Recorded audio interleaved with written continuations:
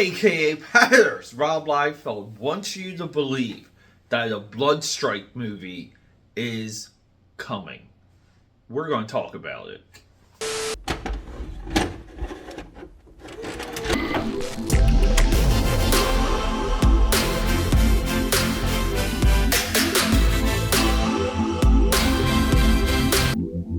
And you better believe we're going to talk about my AKA Patters. I got the blazer back. We're not doing the Matrix stuff. You guys, I guess they didn't like the Matrix stuff with the last video. But hey, experimentation, we have a good time. We like to challenge ourselves. Peter A. DeLuca here, aka Pad69. Welcome back to the channel.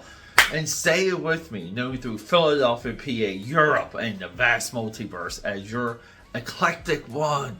We're eclectic here, you guys. Oh, most of you know what that means. People, Rob Liefeld, Robservations, the newest, the latest episode. Link of that down below. In Robservations, Rob Liefeld just wants the detail. He's talking to you from the New York Comic Con hotel overlooking not Times Square, Central Park. He's overlooking Central Park. It's alright. Look, Rob Liefeld is a fantastic storyteller. Robservations, it's my favorite work Rob Liefeld has ever done since Rejects. Awesome Comics, Rejects. Penciled, not inking. Look it up, look into it. I know a lot of you already know what Rejects is. I'm an absolute rejecter.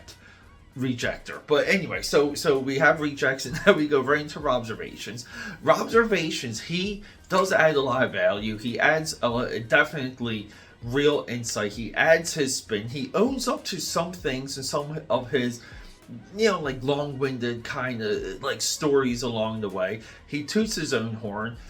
He explains his shortcomings. He owns up to a lot of stuff. But with that being said, that does not erase him being Rob Liefeld. So, in this newest episode, he tells his whole story about the assistant stunt director guy thing from the Deadpool movies.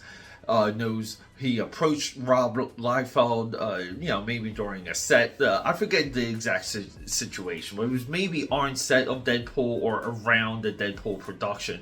And he goes, Rob, I love Extreme, and I love Brigade, I love Prophet, I love all of these things. And then, a couple years go by, and this individual produced. Now, they're calling it a proof of concept. It's only a proof of concept when that concept goes into production.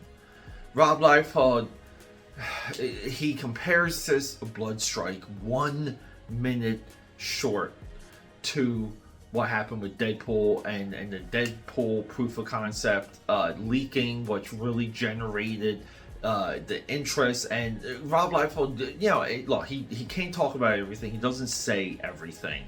But we all know that Ryan Reynolds purposely leaked the Deadpool hot reel or the Deadpool sizzle reel or the proof of concept, whatever you want to call it, because the production did slow down. It was molasses.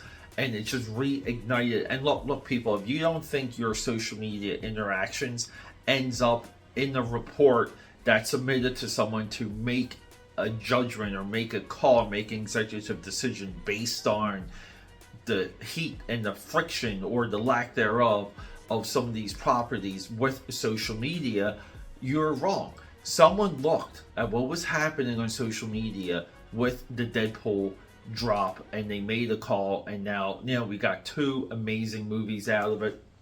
I'm not looking forward to Deadpool 3, by the way.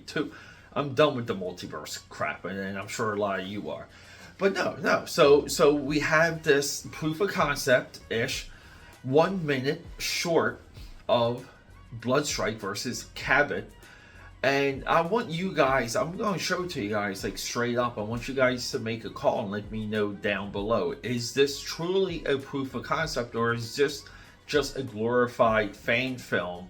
Because we're not getting anything to separate Bloodstrike from the rest of the pack.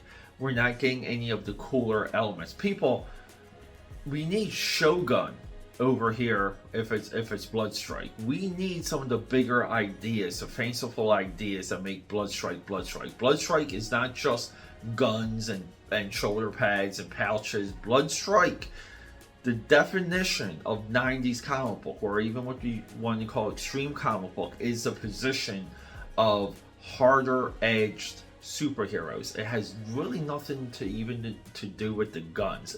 The characters themselves have a different attitude. They're really anti-heroes. There's no such thing as hero, which is tough when you're launching a lot of what they did with Image Comics, because even Spawn's so much of an anti-hero. Chapel's so much of an anti-hero.